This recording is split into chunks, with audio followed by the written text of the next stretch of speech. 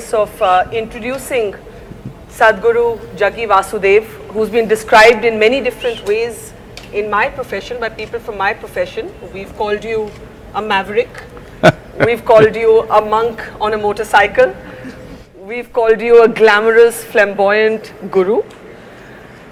But for your devotees, you are simply Sadhguru. And yet, Sadhguru, at a time when faith seems to be in collision with so many other questions that come up as a matter of individual liberty, I think this will make for a very interesting and important conversation for our time. So I would like to thank you for being part of this conversation. And let me start with the spiritual. And I hope what you say today is also addressed to the skeptics. I count myself among a skeptic who, if told that another human being possesses some sort of godly power, I would perhaps as the first instinct not believe it. But what I find interesting about what some of your sayings is captured by Arundhati Subramaniam in this book, is that you're actually saying that what we experience beyond our five senses, anything that we experience beyond the five senses can be called God, can be called power, or can be called yourself. So if God doesn't necessarily exist, why do we need gurus? Why do we need Sadhguru?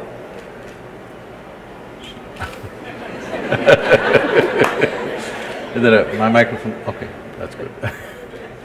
Do you drive in Delhi? Do I drive?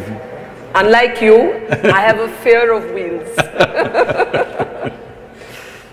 So if you drive in an unknown terrain, Yes. you use these days a GPS. Yes.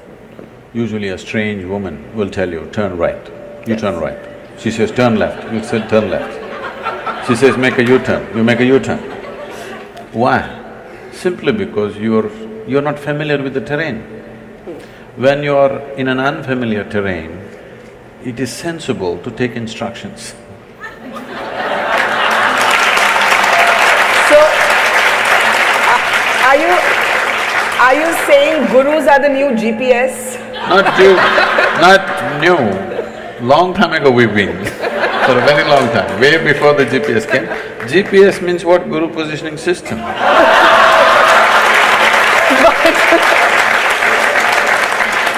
But you know, I have to say that while I don't drive, I've often sat in a car and heard that girl's voice on Google Maps, and often Google Maps does not give you the right advice. You can change it to your man's voice if you wish.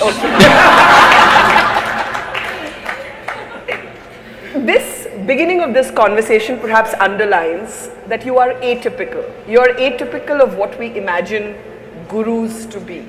We expect people who don't crack jokes. We expect people who don't have a zest for life.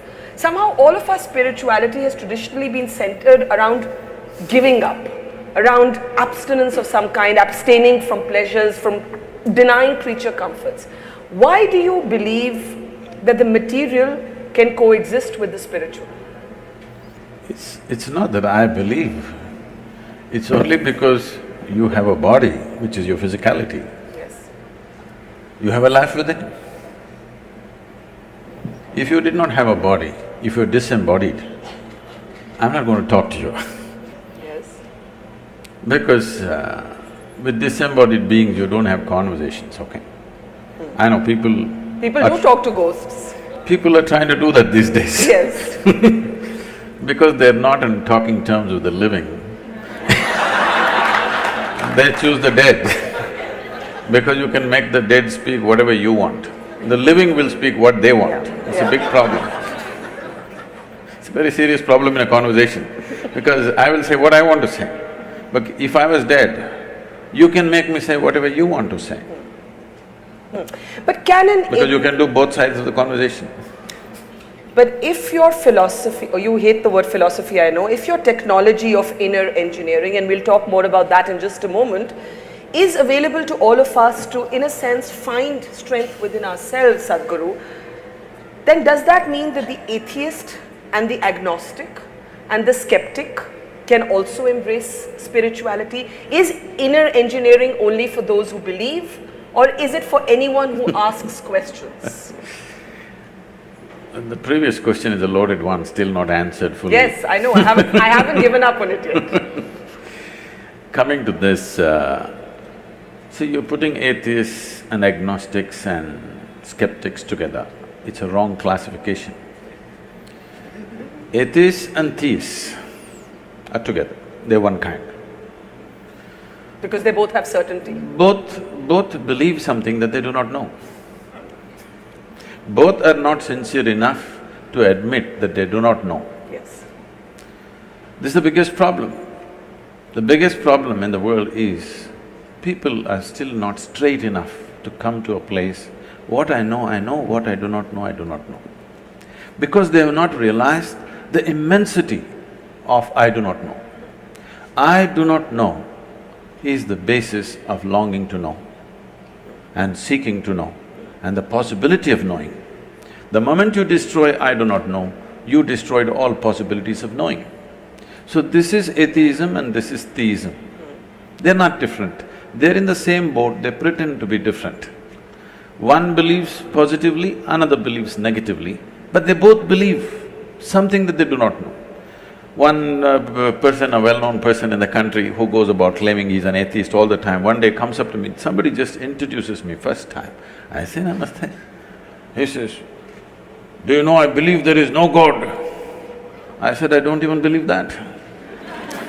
Do you mean Javed Akhtar? I'm not… No, that was a good imitation, so I guess it wasn't difficult. I'm not taking names, I'm saying, the thing is, you also believe something, you don't seem to understand that. Yes. The most important thing is to come to this place of being utterly straight and sincere with life. What I know, what I do not know, I do not know. If you come to this much, if you closely pay attention to everything around you, you will see with all this scientific exploration, we do not know even a single atom in its entirety, that's a fact. So what is it that you know, Sadhguru? Why are millions of people your devotees? Because you just said that honesty is about They don't claim that they're my devotees. What do they say then? Huh? What do they say then? Usually they claim they're meditators, volunteers and stuff. Okay, volunteers then. But there must be something they think that you know, because you just said that life is actually about admitting what you don't know.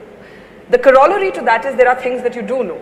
We do know we are sitting at the Habitat Center Amphitheatre at this moment in Delhi. That we know. What beyond this, Sadhguru, do you know and what do you not know? I've asked you like in the question of about existence now. What do I know? I don't know anything except this one. I know this piece of life from its origin to its ultimate. Everything that I need to know about this life, I know. And I see every other life is actually the same thing if you look deep enough. So in that context, because today modern science is coming to this, there is a theory which is evolving, which is called as constructional theory. What they're beginning to say is, whether it's an amoeba or a grasshopper or a earthworm or a bird or an animal or an elephant or you or me, or the whole cosmos, the fundamental design is same. It is only a question of complexities and sophistication of the same design. So this is something always the yogic science has been saying, that if you know anda, you know pindanda, if you know the atomic, you know the cosmic. Because the fundamental design is same, it's only a question of complexity and sophistication of what's happening. So fundamentally, if you know this piece of life, you know everything by inference. But when you say this piece of life, do you mean yourself? Do you mean this moment? What do you mean by this piece of life? You are a piece of life, aren't you? Are you life or are you media? Are they mutually exclusive? No, because people have mediums, that's why I'm saying. I would hope I'm a flesh and blood person, unless somebody knows better. Flesh and blood you gathered. Yes. Isn't it? Yes. What you call as my flesh and blood, you slowly gathered over a period of time. If this much accumulation of flesh and blood, this much impressions have to be gathered, there must be something more fundamental, isn't it? Do you think of yourself as a yogi, a mystic or a guru? I have not wasted time thinking about myself. What would you rather be thinking of? I don't think usually, really. For me, this whole thing, because of the type of very mediocre education that's being delivered today, we have raised thought to heaven, unfortunately. Thought is a simple thing. I know this is against everything that you believe in, because you're also a believer. No. Believer in thought. Yeah, I believe in being able to ask questions. That's what I do for a living. Oh. So I must believe that it is possible to ask questions. You ask questions for a living. My life is full of questions. Now the thing is, what you call as thought is coming from the limited data that you have gathered from the experience of your life. Every person is the same thing. How much ever we have gathered, it's still too small compared to the size of this cosmos and the way the phenomena of life is happening. From this limited data, you can recycle things and generate thought. Or in other words, nothing new ever happens. Same permutations and combinations of the same thing will go on forever. The essence of what we're teaching in the name of engineering is to engineer yourself in such a way, every moment of your life is a new possibility. If it has to become a new possibility, what is needed is perception. When I say perception, people think opinions. No, I'm talking about perception, as you see here, similarly enhancing your perception so that you perceive life. Right now when we say thought, emotion, we are talking about expressing life. Expression is not so important. Once in a way, we can express. But perceiving it is important because this phenomena is too fantastic. It's not a small thing. The greatest phenomena that's happening here is life itself. So, if you want to know this phenomena, the only way you can know, the only doorway for you to know life is yourself. See, right now, can you see me? Yes. I can. Can you use a finger and point out where I am? Oh, you're wrong. You know, I'm a mystic from South India. Now this light is falling upon me, reflecting, going through your lenses, inverted image in the retina, you know the whole story. Where do you see me now? Still in the same place. Now? I do. You see me the way I'm projected in the firmament of your mind. You cannot see me here in the very nature of your visual apparatus. Where do you hear me right now? Within yourself. Where have you seen the whole world? Within yourself. Now if there is a grasshopper here, he doesn't see me the way you see me, he sees me differently. He sees the whole world differently. Now you can think, oh, he is no good. This is the fundamental problem. That we think his perception is no good. No, his perception is very good for his survival. Your perception is very good for your survival, but it's not good enough to know the nature of life. So now, what do I know means, I have enhanced my perception the way it is important to know the nature of life, not just for survival. But if inner engineering as a spiritual technology is something that works, I ask you again, why do we need gurus? Because that means the answers are within us. You're speaking so much language. Did you learn A, B, C, D, all those things? I think so. Do you remember when you were 4 years of age, that damn A, how complicated it was? Yes. There's two versions to it. You had to write it 100 times to get the damn A. Today you can close your eyes and write. So it doesn't matter how simple something is, without a certain guidance, could you have picked up ABC, I'm asking? No. Similarly, when something new you have to approach, if you don't have the right kind of guidance, you won't pick it up. Tell us a little bit about yourself. Your story is well chronicled, but what is of interest to people is that you started off as… I haven't read that book, I know, I hope she's written nice things about me. She's written a very brilliant… Arundhati Subramaniam has written a very brilliant book. No, she's brilliant, but what's she written about me? One of the things that she has said is that you give great space for dissent. You like a good argument. That you're not one of those dictatorial gurus. I don't know where is a dictatorial guru. I think most people have not met a guru, they've just seen calendar images and made conclusions. I don't think they've met any genuine guru. There are a whole lot of people who should have been temple priests who are good entrepreneurs and they've become gurus today. That's different, okay? Temple priests No, no, I'm who saying… have become good entrepreneurs. No, I'm saying… It's just another way of saying they're charlatans. That's a strong word. Maybe that's enterprise. I'm not an enterprise. So because I'm not an enterprise, I want everybody to ask whatever the damn question they have. It doesn't matter how ridiculous or how intelligent, how nonsensical it is, it doesn't matter. If the question means something to you, it means something to me. It doesn't matter how brilliant it is, if it doesn't mean anything to you, I'm not willing to listen to it. But you're saying that many people who are positioning themselves as gurus are really only elevating themselves and fooling people. I didn't say that. Okay, I'm saying that. I'm saying… The thing is, there is a vacuum, somebody is trying to fill it. Yes, and Sadhguru, you have Are been… they qualified to be that? Questionable thing. But a very genuine concern, and you have been on some of my television programs where we have spoken about this, is whether God men are often con men. And how does this lady here know the difference between who's a God man and who's a con man, and is a human being capable of being a God man? Do you think of yourself as a God man? Why are you underestimating that lady?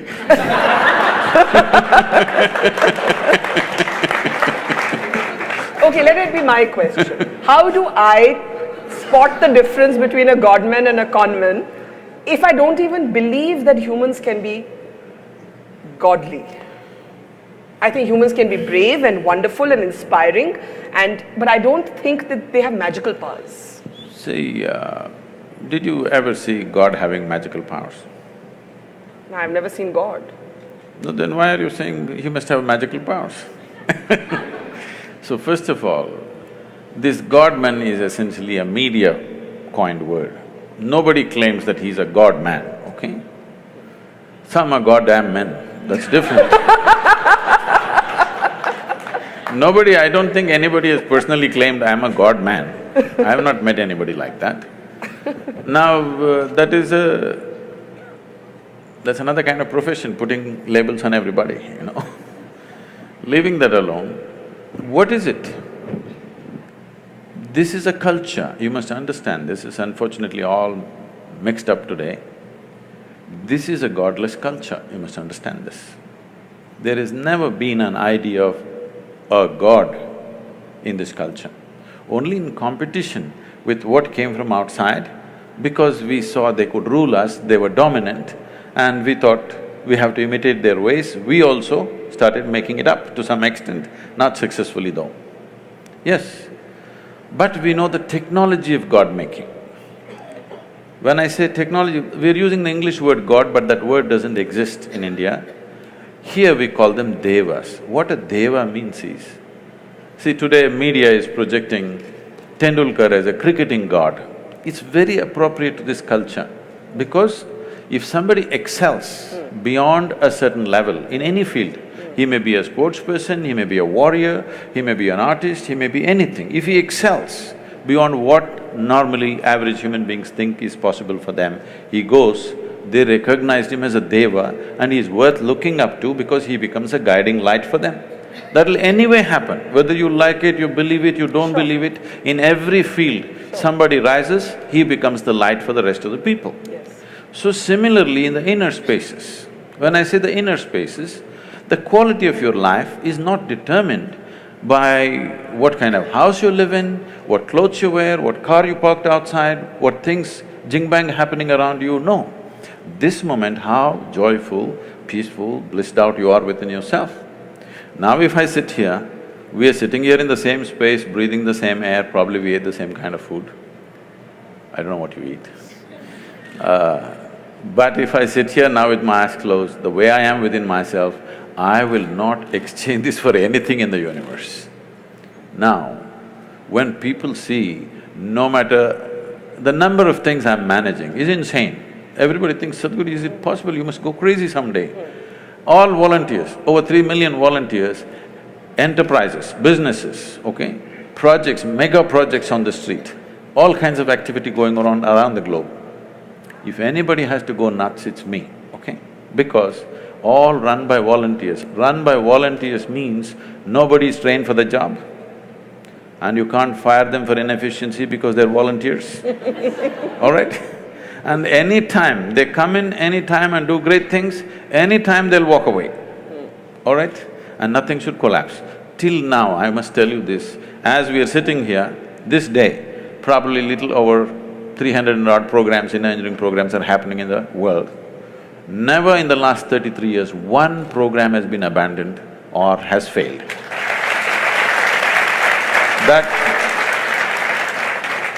That takes enormous management, but nobody will ever see me getting angry or miserable or tensed out or stressed out. You've never lost your temper? You want me to know? Do I look like I'm incapable of that? It's not that. It's not that I'm incapable of anger. It's just that I've never given that privilege to anybody. I have not given this privilege to anybody. They can make me happy, they can make me unhappy, they can make me angry, they can make me miserable. No, I kept these privileges to myself. So, people… you were talking about miracles or whatever, people ask me, Sadhguru, everybody in every ashram, miracles are happening. You are beating all the miracles down. If we say something happened, you make us look like fools. No miracle. I say, what, you want me to pull a pigeon out of my pocket? If I pull a pigeon… there are No, if gurus who claim to do that, who have been challenged by I'll come to rationalists. this.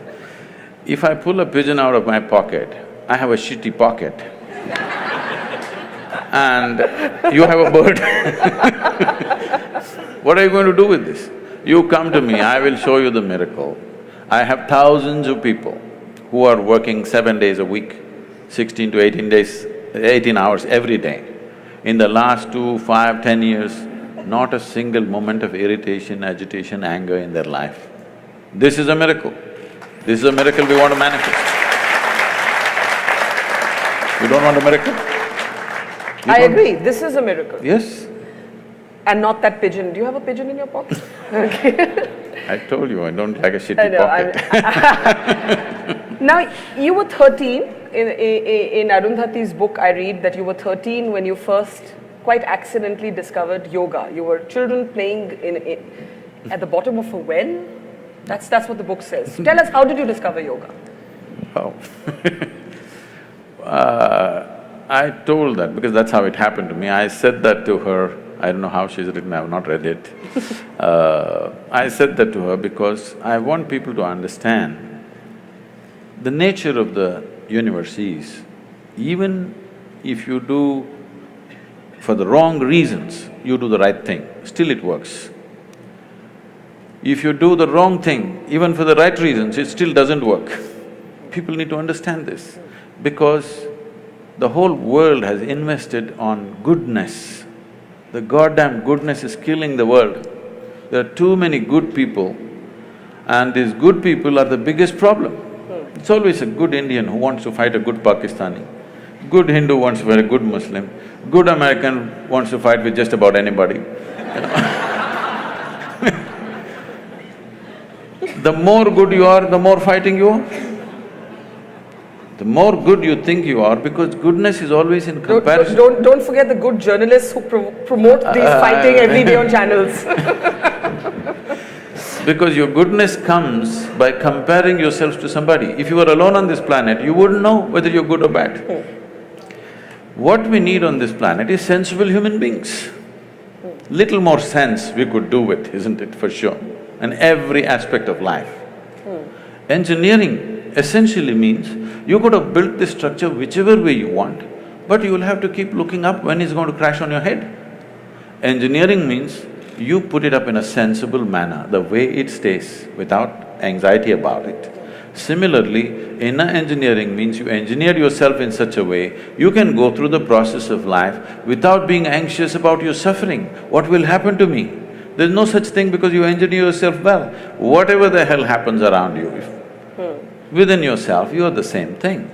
So every time I launch one mega project, you'll say, Sadhguru, if it doesn't work, if it doesn't work, what? If it doesn't work, what?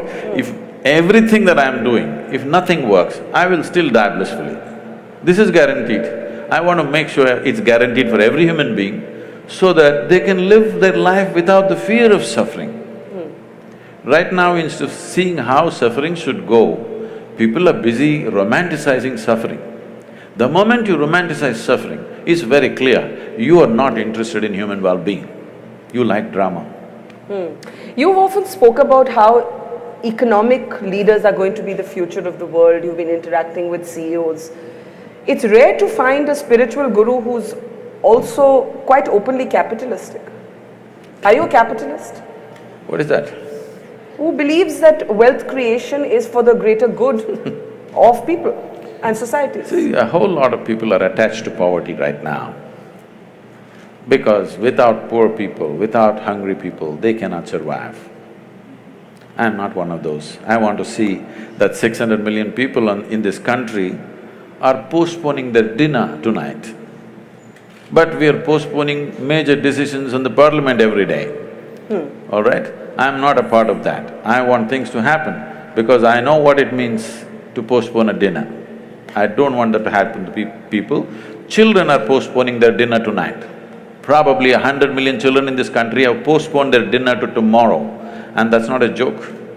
So, these jokers who identify themselves with this or that are going on playing their joke on the people every day. So, capitalism is an ancient word, it no more exists.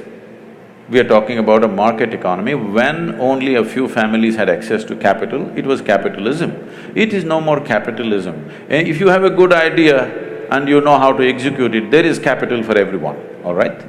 So, we have tried communism, it's a wonderful idea, but that must happen willingly. If you enforce it, it's the ugliest thing. We have seen it, we have seen a major demo on the planet, most ugly things happen, you try to enforce it. Karl Marx might have known a lot about economy. When I was 15, I was all gung-ho about Engels and Karl Marx and stuff. But he did not understand human nature. I realized that when I was 16, 13, 14, I was all fired up, reading up all the communist literature from Russia. But by the time I was 16, I realized these people don't understand what is human aspiration. Without understanding what's human aspiration, you try to build a society, you try to build a nation, it's a disaster, okay, cruel disaster. But maybe it will work when really a country or a society is in total dumps. You have to force it out. When you have to force it out, it works. But after that it won't work. In a way, if you come to the ashram, nearly 4,000 people are living in the ashram, well, you can say it's communist, but by willingness, it's not by, okay, I did so much, so I get so much, no. Everybody gets what they need. So this is not enforced, this is by choice. If by choice you're willing to share, how fantastic it is. But I have nothing, you have something, I want you to share, how ugly it is. What is it with Sadhguru and motorcycles? These days I'm on 4 wheels. But you haven't given up your love for bikes, or have you? It's just that when I started, trekking in the jungles when I was 10, 11, I would be gone. If I had 10 rupees in my pocket, I would organize my food and I'm gone with this little note in the house. I can imagine my parents, I always wished I shouldn't have a boy, ever. Girls can run away too on bikes. They run later. They don't run at 10, 11, okay? And they're on a pillion, they're usually pillion. And if they find a good rider, no problem. I'm saying, the thing was, it's not about the motorcycle or this or that, it is just that I was a cloud of million questions all the time. And wherever I looked, nobody had a sensible answer. Everybody has standard answers that they've heard from somewhere. Nobody has a genuine experiential answer. So, there's a restlessness to explore just about anything. When I was 10, 11 years of age, I would be gone into the forest for 3, 4 days. Once food ran out and I couldn't survive there, I would come back. So initially lot of excitement, but later on they kind of settled down, they knew I'll get back. So when I became 14, 15, I cycled across South India. Not because I'm a cycling enthusiast, not like today, wearing a helmet and suited, booted for cycling, no. Simply I cycled because cycling is little faster than walking. The moment I became 17, I still didn't have a license, but I found a motor to my cycle, which became a motorcycle. So that because it went little faster. It supported my restlessness to know something, I didn't even know what the hell it is.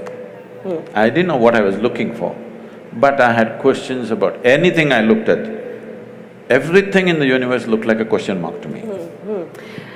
But the question about the motorcycle is really to ask whether the motorcycle, the Land Rover or Land Cruiser, which one is it now? Land Rover, Land Cruiser, I'm not sure. But whatever, the four wheels, the helicopter. I think you once said somewhere that I like, that whether if it moves on land, water or air, I like it.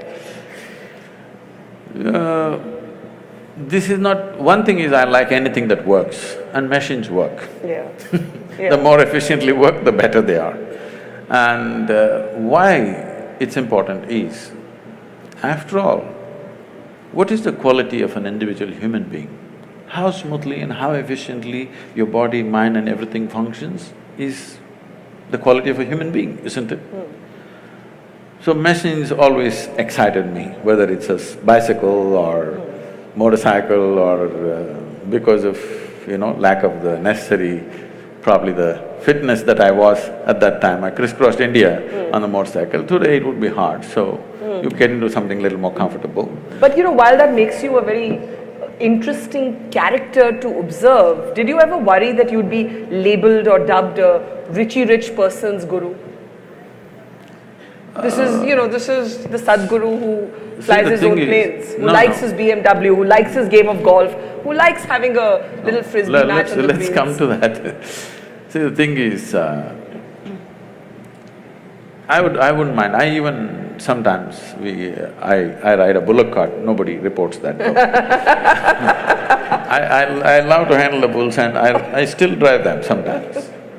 But now I want to have a conversation with you. This afternoon till 2 o'clock, I was in Jodhpur. Yes. I could have come by bullock cart or a camel cart. You had to wait for 5 days. I came on time, you must appreciate that. So it's about efficiency is what you're saying? Yes. So I personally learned to fly a helicopter, where I don't have the time for these things, but I somehow fit in this and learned because 70% of our work is in rural India. I thought this little helicopter I could set the place on fire because I'm half the time stuck, half my life I'm on the road stuck in some traffic, driving myself, all the time behind huge… Everywhere, there's no place in the country where there's no traffic jams. Believe me, even in rural India there are traffic jams. So I thought a helicopter would really revolutionize our work. I picked up the thing, I got my license, FAA license, but in India it's so difficult to get the license because many of these rules were made before Wright brothers came. Well, according to some, the plane was also made before the Wright brothers came. And they say it was made in the Vedic ages. They're not very wrong. Conceptually it was made. Whether physically they're built or not, we don't have proof for that. Conceptually, Conceptually, it's about imagination, to think that you can move from place A to place B. No.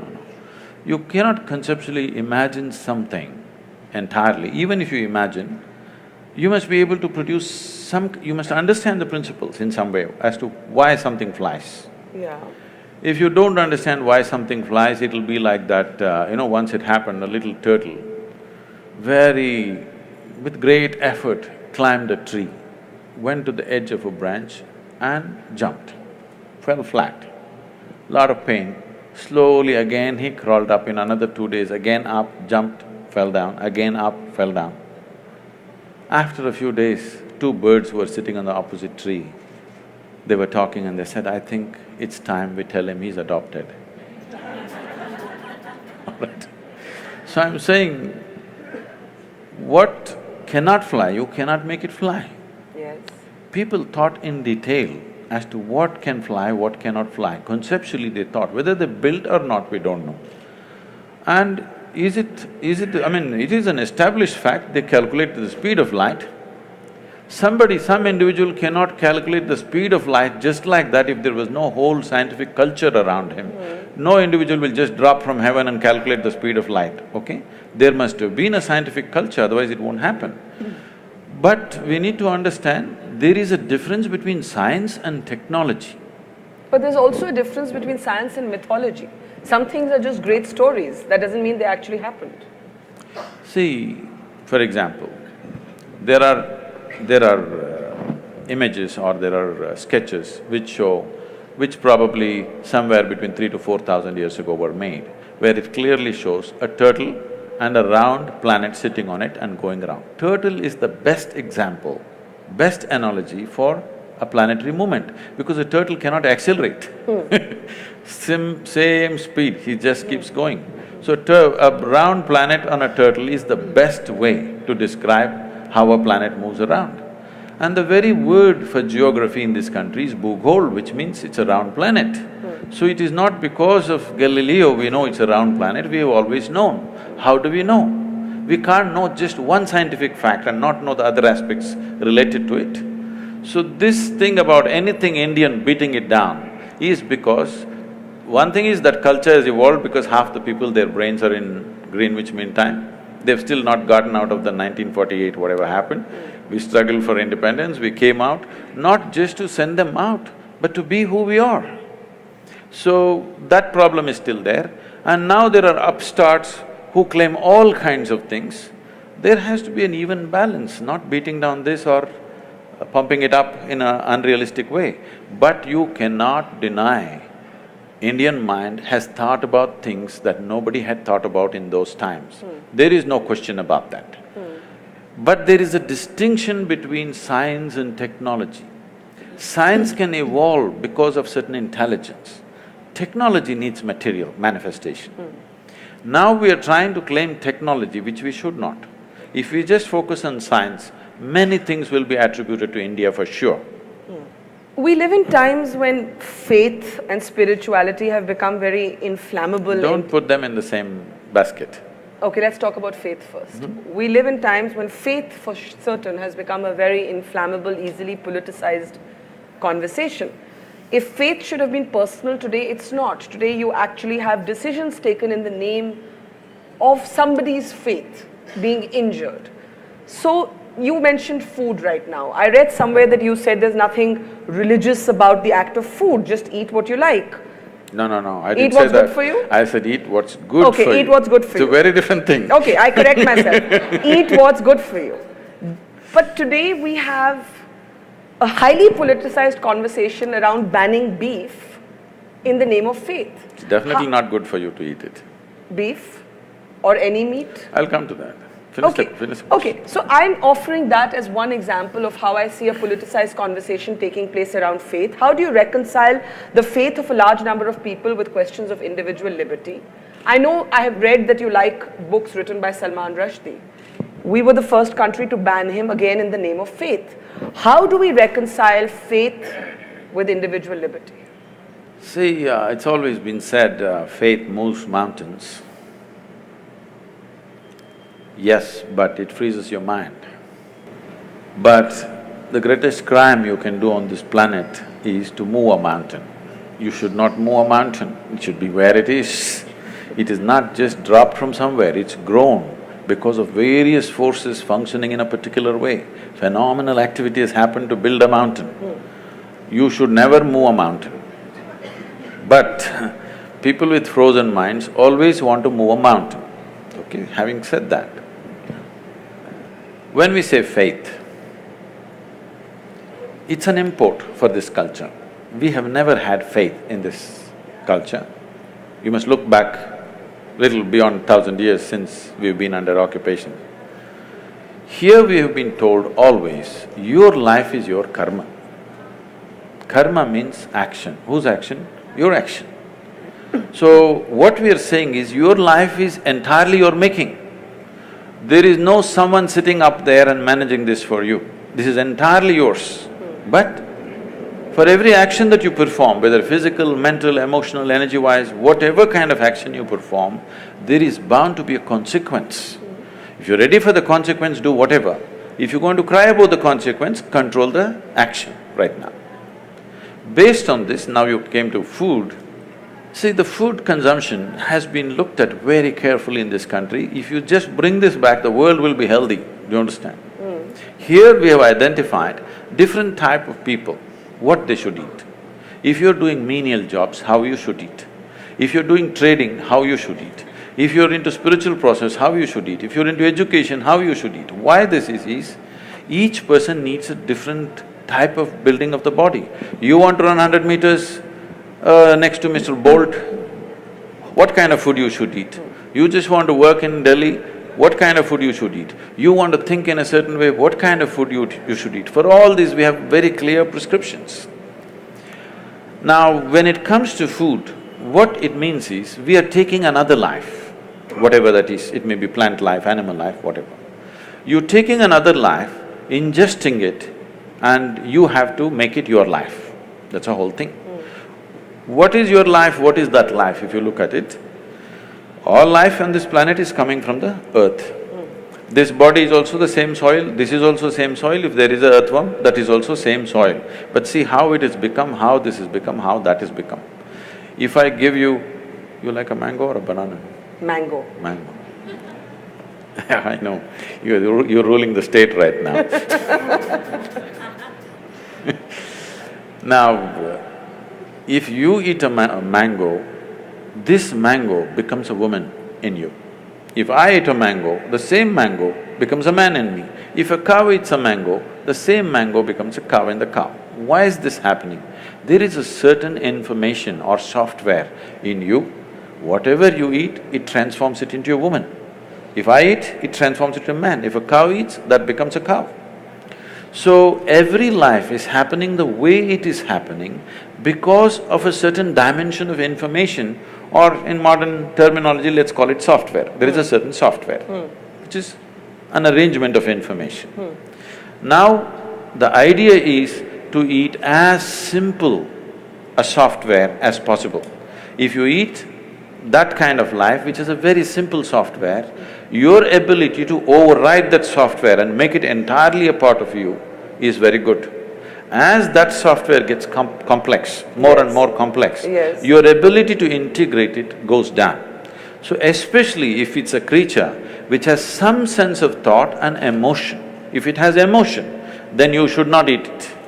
This is the understanding. An animal which has any emotion displays certain emotions, especially if it displays emotion which is near to human emotion, you should not eat it because it will not integrate itself, that animal nature will start manifesting itself. Or in other words, in India, today maybe in cities people do not know, you see in the villages, people have very intimate relationship with the cow. They have drunk the milk of that cow, their children are drinking the milk of that cow. There is a very deep relationship. If you do not know this, cow is one creature. If something happens to you and you are in some kind of grief or misery, you don't have to be near the cow. Wherever the cow is in your house, it'll start shedding tears for you. You know, I've seen this with my eyes, I couldn't believe. When somebody is dead in the house, what does the cow know? It is somewhere. Simply tears flowing. So when it has such deep emotions, if you kill it, it's like killing a human being, it's murder or it's cannibalism. So because of that, this is not a faith thing, this is not a religious thing. We thought this is a fundamental sense. Why, when we are hungry, why can't I cut you up and eat you? What's wrong? What's wrong? But what you're saying should be about many more animals than just the cow. Yes, of course. And when it becomes about only the cow, then there is certainly a perception that it is a political decision or a religious decision. No, I'm not talking about whatever the laws. This is not about people getting up and saying it's cruel to be a meat eater. That would be a different argument. I'm not even talking about cruelty. Even cutting a plant is cruel, in my experience. But you have to do it. But if you're conscious of it, you will do it to the minimum possible extent, not do it wantonly. That's the whole thing. Now about this political ban about cow slaughter or whatever, this has many things. One thing is there is a sensitivity. Once you drink milk from the cow, she's like your mother. Killing your mother and eating her up is something people cannot digest in this country. Still 80% of the people belong to that category and they're hugely… there's a huge emotion, such an emotion which because they've always been made to be docile in a certain way, they have not violently reacted to it. But in some places, it has happened in villages and other places. There is already a beef ban in many villages just by a norm, not by any law, that you don't bring these kind of things into the village.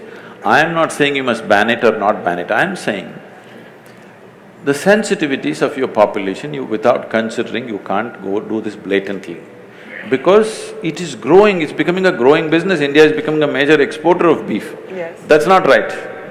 Even if somebody ate something, it is up to them, it's their personal taste, whatever. But now you're promoting it and you're making it grow, there is serious concern, but our people don't express it. Our people don't go out on the street and not going to kill anybody because they killed a cow. So, ban is not what is needed, more education was needed rather than banning. But you haven't spoken to what happens when faith repeatedly seems to come into conflict with individual liberty. The banning of books. There were people killed in Paris because they were seen to have mocked, the Prophet Muhammad and so on. So where does this end? Where do we stop violence and politics in the name of religion? If you want that to stop, you must understand this. You're saying today, it's not today. In the last 2000 years, this is the history of the world. Continuously it's happening all over the world. Suicide bombers are a new phenomenon? Well, you've forgotten about the crusades and the other things which have not been reported in history. Hundreds of millions of people have been killed in the name of God, all right? It's new to us here, but even here, thousands, hundreds and thousands have been slaughtered in northern part of India just because of the faith that they belong to when the invasions happened. Nobody writes about it because we never took the pen and wrote, somebody wrote history for us the way they like it. Because all history is sponsored by kings, they wrote the history the way they want and they said they're great emperors. But what they did was absolutely terrible. So you need to understand, faith is a new thing to us. When I say new, in this country which has 12,000–15,000 years of history behind us, 1,000 years is new for us. We've still not come to terms with it, we're still struggling with it. But struggling within ourselves, not creating a struggle on the street, because that's not our nature, because here always we've been drilled into us, whatever you do, there'll be a consequence for you. Even if you come back another life, it won't leave you, it'll come back to you. This has been told, this controls people, this is a tremendous technology, please understand this. And it's not simply a fake thing, it is a real thing. Everything that you think, feel, act, there is a consequence. Not because there is somebody thinking he must give you a reward or a punishment. It happens in your own chemistry. How do we keep faith, which you say is new to us, separate from politics? You have in the past, for example, I remember when Anna Hazare was launching his anti-corruption movement, you did come and applaud it, but you said that the Lokpal was not some magic wand. I remember you saying that. Do you believe that we are seeing a dangerous cocktail of faith and politics getting more and more mixed up? See, it is happening, I'm not saying no, but it's much less than ever before. Really? Yes. It seems to be much more than ever before. No, that's because of you. That's because if 10 people get beheaded in some remote part of Iraq, you make sure the blood spills into my sitting room because of that. Otherwise, you're sitting here now, today, let's say 1,000 years ago we were sitting here, 1,000 people got killed in Iraq, we will sit here peacefully thinking world is going really great, springtime, everything is nice. So, this is because the dissemination of information, if 10 people get killed somewhere, it's a huge thing because it comes into our sitting rooms, bedrooms, dining room, everywhere there's a television. So it pours into our homes, so it is happening. So this is good because even a small thing looks magnified now in people's experience. But this has been happening always, it's happening at its lowest level now. Here and there it spurts up, which need to be controlled for sure. But what I see is, for the first time, for the very first time in the history of humanity, even if the numbers are not qualified because the population has increased, even in terms of percentages of people, how many people can think for themselves today is huge compared to what it was 100 years ago, 500 years ago, or 1,000 years ago, or 10,000 years ago. All these centuries, there would be one man in the village who thinks for you, who reads for you, who writes for you. You just have to do what you have to do, simple things. Today, everybody is able to think for himself or herself. Now, human intellect is blossoming. I do not say it is blossoming in the right direction, with the right sense, no. Insanely it is blossoming. It doesn't matter, insanity will happen for some time. People will come to their senses. When something is new, they'll go crazy. After some time, they'll come to senses.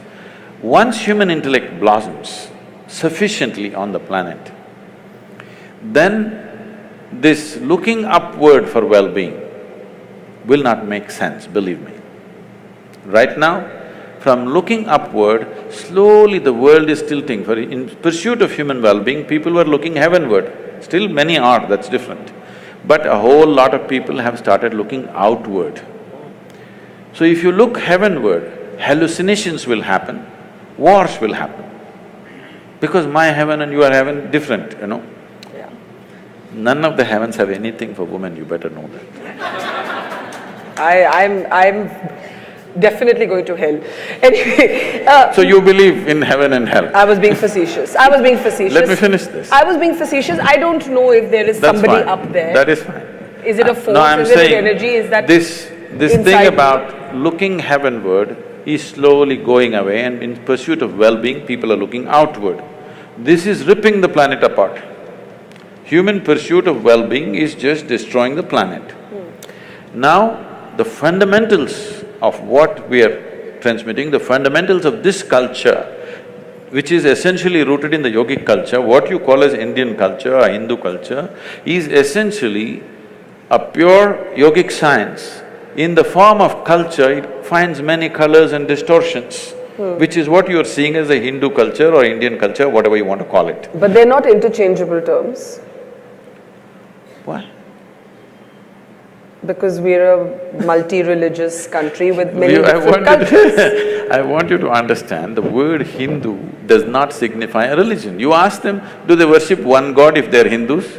In the same family, they're worshipping 25 gods. They don't know which is the god, so they're making sure worship everything just in case something will hit, okay?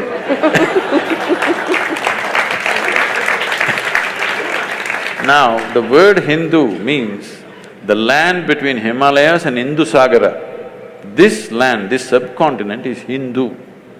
All people who are born here are considered Hindu because it's a geographical identity. I know there's a whole political issue, if I speak like this, they say, oh, he's Hindu. No, I mean, people will tell you you're echoing the RSS chief.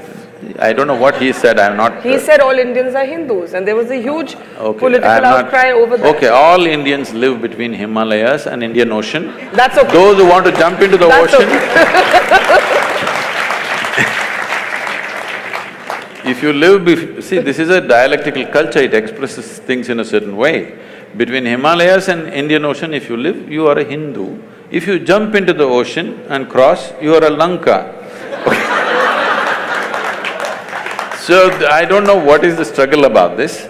This is because there is such a narrow understanding of this. This is the debate we have to change in the country.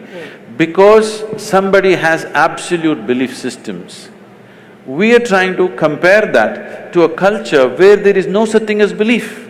We have not ever been believers, we've always been seekers.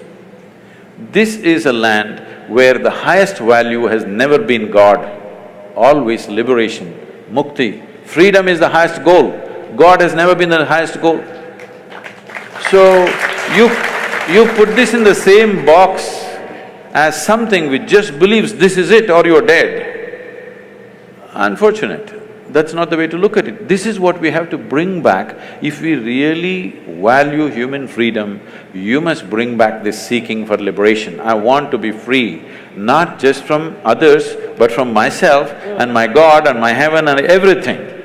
Because God has never been the goal in this culture. God is just another tool. When I use the word tool for a God, people get very hurt. They say, Sadhguru, don't say that, it hurts us. So that's okay. You come to the ashram, I'll give you some plumbing job, all right? That'll hurt more. No. No spanner, no winch, nothing. Use your fingers, nails, teeth, whatever. 3 days later, nails will be gone, half the teeth will be gone. Then I will give you a spanner. Will you worship the spanner or no? We are who we are. As human beings, we are who we are only because of our ability to use a tool. Otherwise, you're not even good as a dog. You can't even fight a dog, isn't it? So you're against organized religion? Quite clearly, if God is just a tool and faith is not the same as spirituality. I'm not saying I'm against this or that. All I'm saying is, I want human beings to come to this much. If you know something, you know it.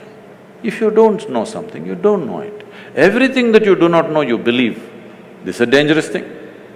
Now, the fight on the planet is not between good and evil, this and that, no. One man's belief versus another man's belief. I'm saying, why the hell do you believe anything? Because you're essentially not straight enough to admit, I really don't know. I don't know people can't fight. I don't know, you don't know, can we fight? I know is a fight. I do not know is never a fight. I do not know is a way of seeking. If we do not establish this seeking in every human being, that every human being is longing to know, whether outside or inside, whatever, you are… because this is the nature of human intelligence, it can't sit quiet. It can only sit quiet if you freeze it with belief system. If you seal it with belief system, it can sit quiet. Otherwise, the very nature of this intelligence is it wants to know. Okay, we're almost at the end, so I think I'm going to take a few questions, just 2-3 minutes of questions.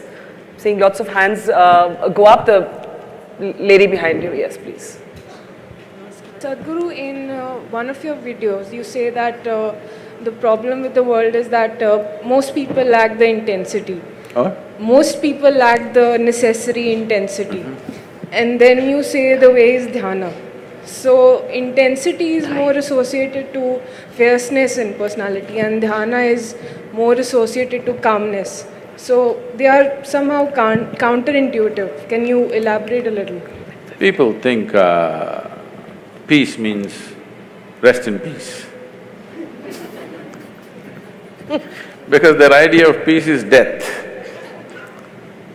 Peace can be very intense. Peace can be tremendously intense because peace means the reverberations of life have become subtle and intense. Action means reverberations of life are not so subtle, it is at a certain level. So peace happens not because… peace may happen if somebody is dead, but to be alive and peaceful means you need to be highly intense state of energy, otherwise you can't be peaceful. The reason why most people who don't have any problems as such, after all, they're trying to earn a living, reproduce and bring up their children and die one day, just for that they're freaking, simply because of lack of intensity. Because life is happening at a low ebb, naturally everything is a problem. If it rises a little bit, suddenly you have a little clearer view of everything. For this, you need a higher intensity of energy within you. And the yogic system is essentially focused towards that. Dhyana does not mean… no. Okay, let's take the next question. Right here in the front row, yeah. What I get from Isha's philosophy, if I may say there is that you need to see internally, in your interiority. You need to fix it internally before fixing your external situations. But is it also not right? Is it also not very important to do the right thing externally? Just to make myself more clear, if I be more precise. I'm clear, I get the question. Why do I look so dumb? Let's say, if… I got it. Yeah. If somebody is born… I got the question. Isha's philosophy is not about looking internally or externally. It is just that if you're looking for mangoes, you look up the tree, you don't dig the earth, all right? But if you're looking how to plant a mango tree, then you dig the earth. You're looking for mangoes, if you dig the earth, will you find it, I'm asking? So if you inner things, you must look inward, outer things, you must look outward. There is no such philosophy, look out or look in. Wherever the damn thing is, look there. It's like, Shankaran Pillai went for a job interview and they asked him, which is further, Mumbai or moon? He thought profoundly and then said, Mumbai. They said, how do you say this? He said, I can see the moon, I can't see Mumbai. Okay, last question, yeah. Namaskaram, Sadhguru. I just want to ask… Hold the mic closer to Yeah, you. I just want to ask you that everybody's perception of good and bad is different. And what do you think if we start manifesting our own good and bad, what will be the state of the society? Maybe you won't have power tonight. I think I already made this clear. The biggest problem with the world is there are too many good people, not enough sensible people. Yeah. Sense is life-specific, okay? Goodness need not be life-oriented. Goodness may be going to heaven. And the moment I want you to understand this dangerous concept, people don't address this.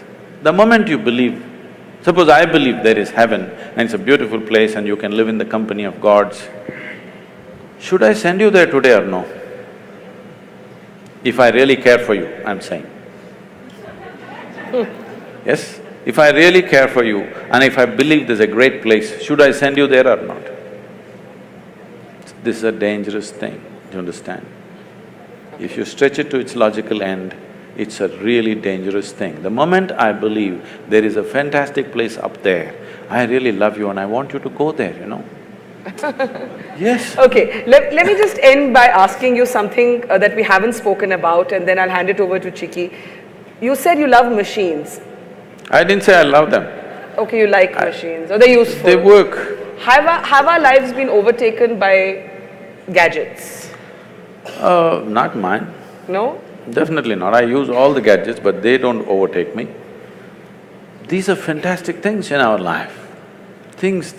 See, in every way, compared to how a human being was, let's say 100 years ago, you're almost superhuman. 100 years ago, if I could just pick up something from my pocket and talk to somebody in America right now, I would be superhuman. Why superhuman? If I said I'm God, people would have believed me. 100 years ago, 500 years ago, if I just had a light bulb, I would have become God on this planet. I want you to know. Look at the things we have today. We are really superhuman. Once this kind of capability has come to us, little more sense has to rise, little more awareness and consciousness has to arise. If this doesn't happen, this capability will turn against us. This is what you're saying. Now gadgets are freaking people. Why? It's a simple thing. If you want to use it, you can use it or you can keep it aside. Because you're in a compulsive state, if you start using a cell phone, you can't stop it. Even in your sleep, you're texting. See, the boy he's not with me, he's looking at me in the screen. Now, this is the same thing. If food is good, if you start eating, you don't know when to stop. If you start drinking, you don't know when to stop. If you start doing something, you don't know when to stop. The same thing. It is not about the gadget, it is not about the food, it is just that there is not enough consciousness, there is compulsiveness. Everything is happening compulsively. Instead of addressing the root, you're trying to kill the gadget. Gadget is a fantastic thing. Every damn gadget has enhanced our life in a huge way, isn't it? Don't curse the gadgets. It is just that compulsiveness has to go. Well, on that note, I will say thank you for provoking us. As always, a pleasure. Pleasure. Let's have a big round of applause for the Sadhguru.